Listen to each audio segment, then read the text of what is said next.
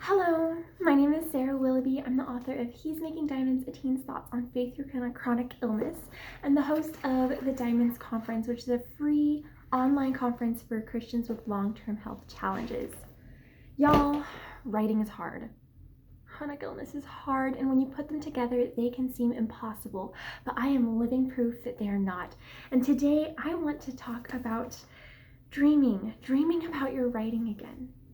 Because chronic illness has a tendency to step in and to take. And it might take slowly at first, or it might take all at once. I don't know what your health journey and process has looked like, or your life journey and process, whether you have a chronic illness or not. But it takes dreams. It limits our ability to do the things that we thought we could do, that we wanted to do, that we hoped for. And so with that loss comes this grief. And so first, before we can talk about dreaming again, we have to take some time to pause, to sit, to acknowledge the fact that you have lost dreams. And friend, I know that is hard. I have been there. I am there. It's not easy because these dreams are good.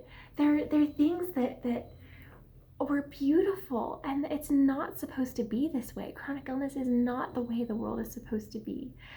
This isn't what it's supposed to be like. And so you have these dreams, you have these writing dreams. Maybe, I don't know where you were at in your writing journey when you got chronically ill. Maybe you were still hoping and not really putting pen to paper yet. Maybe you were a blogger. Maybe you were an author. Maybe you had a super successful writing career, you were a freelance writer, I don't know, going, and then it was taken away, or it was pried from your hands. Or maybe you just got so worn down and so tired by the fact that you were fighting incredible battles day to day that you weren't able to continue at the pace or the speed that you want, or in the way that you want, or you had to push pause. And that is hard. That is so hard. I'm so sorry. It's hard. We have to give up our dreams. So often we have to give them up, and that is, I just keep going back to, it's not the way it's supposed to be. Giving up looks like a lot of things. Sometimes it's like giving up. I'm just at the end of my rope and I don't want to fight anymore. And if you're there, there's compassion, so much compassion and grace. Or maybe it has been you simply were not able. Maybe giving up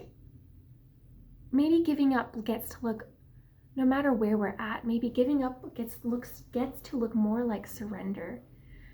And that can happen whether you're voluntarily giving it up or whether you are involuntarily giving it up. And it's a very fine difference and balance between involuntarily just being forced to let things go and voluntarily surrendering even though you're being forced to surrender. Surrendering means not just saying, okay, this dream is dead. Surrendering means, okay, here's this dream and it isn't possible for me to pursue in the way that I want to. So God, here it is. Surrendering is not just letting it go, but giving it to someone. And that, I think, is really the key in being able to dream again. And that's easy to say. And I want you to know that I've been there. I know that it's so easy for me to say right now and so much harder to live out, especially in the moment, in the day-by-day moments of it, and the loss and the grief. And then in my next video, we're going to talk about grief, because grief and dreaming go hand in hand. And I don't think I can do one video without the other, but that's not the focus here. Right now, I want to talk about dreaming again, because it's not the end of the story. Your dreams dying, your dreams having to be surrendered, having to be let go is not the end of your writing journey, is not the end of your story. And so there's two different ways that we get to dream again. One, and this is really what I want to focus on, is God will give us new dreams. And those new dreams might be the same or they might be different. There's so much that he gets to do if we're willing to be resilient, to be adaptable, to be open to what he might have for us in this season. I wanted so much of my life to be a missionary overseas, to work in ministry. And that's a good thing. And it was something I didn't get to do. It wasn't something that I was capable of doing in the health state that I was, and the way that that affected so much of my life and my options and the things that were available to me. And I had to give that up. I had to let that go and say, okay, this is what I wanted, and I don't get it. But you know what God did in that is He opened the doors for me to write and publish a book.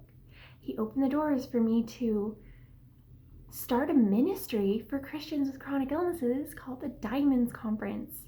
And we now have 30 volunteer staff members. We have hundreds of people who attend.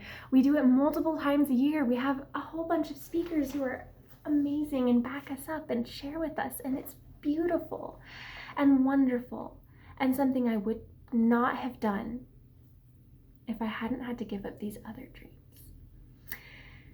Ouch. I know, that's probably not what you want to hear, but I want you to hear this. I want you to hear that your purpose is not over. Your purpose is not in one particular dream. Your purpose is in God. He's the one who holds your identity and your purpose. And your purpose is not in your dream, even though your dream is beautiful. And I am so sorry. I'm so, so sorry.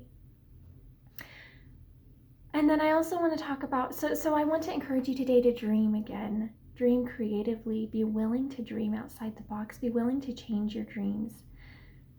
This is something that we're going to talk about more in the coming Diamonds Conference, but I'll let you know more about that in a minute. And then I also want to talk about this other part of dreaming again, where God does resurrect dead dreams. They aren't necessarily over. I reached the point when I was 15. When I was 15, I'd been given a month to live. I was super sick. And I got past that month, but I was still really sick. And I was realizing, well, my chronic illness can be passed to other people. And I'm probably going to have to live with this my entire life. And this is what it's going to look like. And my other dreams were not just mission work, but I wanted to write, publish a book. And I wanted a family. I wanted to get married. I wanted to have kids. And as a 15-year-old, I sat there and I cried. And I let go of that, and I realized this isn't ever going to happen. This isn't possible. And you know what? It wasn't. At that point, humanly wasn't. And yet God orchestrated it so that my health improved, so that I healed, so that I was able to publish a book. It wasn't supposed to happen. My doctor said, oh no, you can't do that right now. You're not gonna be able to. And I did. And this family is a possibility now, where my health is, and the way He's healed me, and the way that He's opened my eyes and given me the treatments that are needed so that it could be dealt with in the way that it needed to be. And so He's resurrecting these dreams that were dead. They were buried, they were let go of completely, and God has resurrected them.